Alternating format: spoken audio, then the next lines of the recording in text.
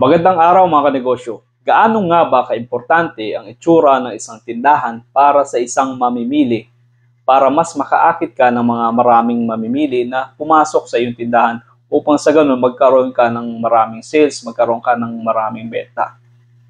Ako nga pala si Arian at ito ang aking negosyo, ang Sari-Sari Store at ang Bikasan. Ito nga palang tip ko sa inyo ay hango to lahat sa mga personal na mga naranasan ko dito sa pagnenegosyo ko ng Sari-Sari Store at ng Bigasan.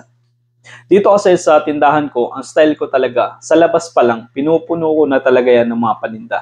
Tapos maganda ang pagkaka-arrange kasi sa isang mamimili, ang tinitingnan niya palagi, sa labas pa lang ng tindahan mo, kung maganda na siya tingnan, maganda na yung pintura, maganda yung pagkakaayos, punong-puno ng mga paninda. Parang vitamins kasi yun sa mga paningin ng mga mamimili. At mas mataas yung chance mo kaysa sa ibang mga tindahan na pasukin ng mga customer or lapitan ng mga customer. Dahil nga magkakaroon sila ng tiwala sa tindahan mo dahil sa labas pa lang nakikita nila punong-puno na tapos maganda pa yung pagkaka-arrange. So mas mataas yung chance na sa'yo mapupunta ang mga customer pagka ganyan yung ginagawa mo. Kasi dati, nung wala pa talagang laman yung tindahan ko, nung nag-uumpisa pa lang ako, napapansin ko na ang mga customer, pagka dadaan sa tindahan mo, unang-una titingnan yung labas pa lang ng tindahan mo, kung maganda ba ang pagkaka-arrange. Pero ang isa talaga sa tinitingnan ko, yung puno talaga yung tindahan mo, yung puno yung labas pa lang ng tindahan mo, parang maaakit na sila. So, ang tendency, yung mga customer, lalapit na kagad yun. Kasi dati, ang kakompetensya kong tindahan kasi mas matagal na siya kesa sa akin. Punong-puno yan ng mga bigas, punong-puno ng mga kahit anong paninda, yung labas pa lang ng tindahan niya. Kumpara sa akin na nag-uumpisa pa lang, halos wala pang laman yung harap ng tindahan ko. Kaya napapansin ko, parang mas pinipili nila na lumapit doon sa kompetensya kong tindahan. Kasi nga, sa labas pa lang, nakikita nila, puno na. So parang mas nabubuo yung tiwala nila na dito sila pumunta sa tindahan na to. Kasi nga, puno na eh. Siguro lalo pa kaya yung loob. Kasi sa labas pa lang ng tindahan, puno na siya. Lalo pa kaya yung loob. Tapos, maganda yung pagkaka-arrange mo dyan sa entrada pa lang. Tandaan nyo rin mga kanegosyo na dapat sa entrada pa lang ng tindahan nyo, medyo luwagan nyo na at wala nang mga nakasagabal dyan na mga paninda. Para yung mga tao, come and go lang, labas-pasok lang sila na hindi sila naabala. Nakakapamili sila ng maayos at na-entertain natin sila ng mabilis. Isa din yung kasi sa napapansin ko na mas pagka mabilis mo silang na-entertain, mabilis mo silang napagbibigyan kung ano yung gusto nilang bilhin, mas bumabalik yung mga customer palagi sa tindahan mo. Isa din sa estilo ko sa pagka pumapasok sila sa tindahan ko, yung style ng pagkaka-arrange ko sa loob ng tindahan, talagang punong-puno talaga yan. Pinupuno ko talaga kasi yan ang gusto ng mga customer. Yung parang pag tiningnan nila, punong-puno talaga yung paninda mo. Pero paano naman kung konti pa yung mga paninda mo? Ang dati, ang ginagawa ko, parang yung harap lang ang pinupuno ko tapos ginagawa ko siyang parang tower. Pero yung likod nun, wala nang laman. Para syempre, parang dinadaya lang natin. Para lang naman yun maganda tingnan sa mata ng mga tao. Kasi baka may magtanong sa inyo, paano naman kami sir na yung paninda namin, konti lang. Ang style ko doon, pinupuno ko na yung harap niya, parang pinapatong-patong ko na siya para puno na siya tingnan. Tapos yung likod niya, hollow na. Isa din na importante pagka may tindahan kayo na sari-sari store. Sa akin, napaka-importante talaga ng lighting sa tindahan. Importante sa akin na maliwanag.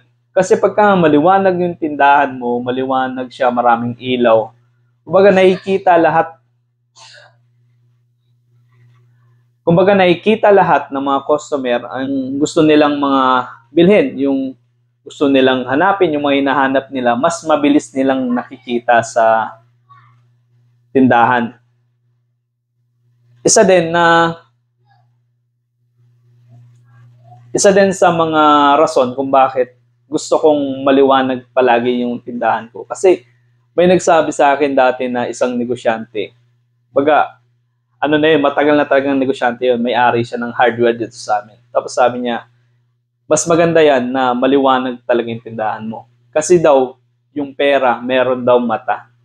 Yun lang, yung natatandaan ko sa kanya. Kasi sabi niya sa akin, mas maganda maliwanag palagi ang tindahan mo. Kasi ang pera may mata yan eh. Gusto niya maliwanag palagi.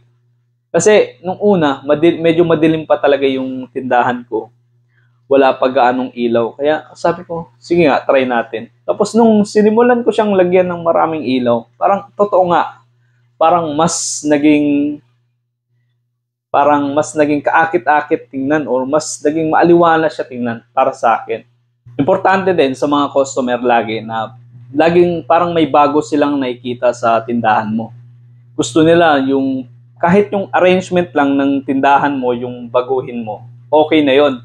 Kahit ibahin mo lang ng pagkaka-arrange ngayong buwan, medyo may baguhin ka lang, may something lang na bago ka sa tindahan mo. Nang sa ganun, parang bago na naman sa mata nila. Kasi, tinan mo tayo, di ba? Parang kung araw-araw, ganito lang yung suot mo, parang nagsasawa din tayo. Ganun din yung mga customer. Ganun din sila para sa atin. Kumbaga, kung yan at yan lang din ang nakikita nila na pagkaka-arrange ng tindahan mo, ganyan lang palagi yung pintura ng tindahan mo, sa loob ng 3 taon, ganyan pa rin ang itsura, walang pagbabago. Parang sa kanila parang hindi nakakaakit, parang nakakasawa sa tingin ko. Kasi yun talaga ang no-observe ko.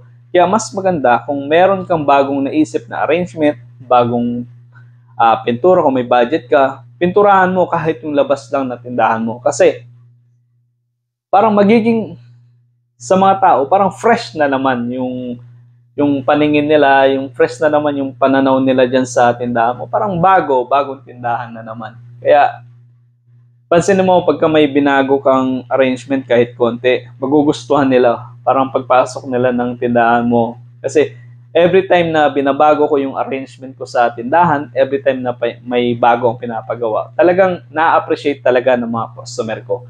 Talagang sinasabi nila, wow, ang ganda na ng tindahan mo. Tsaka ang pansin ko, yung swerte, yung luck, pagdating sa negosyo, pagka maliwanag yung tindahan mo, mas maliwanag talaga. So, yan lang muna yung tip ko sa inyo ngayong araw. Kaya kung hindi ka pa nakapag-subscribe dito sa channel ko, mag-subscribe ka na at i-click mo na rin ang like at i-share mo na rin sa mga kaibigan mo.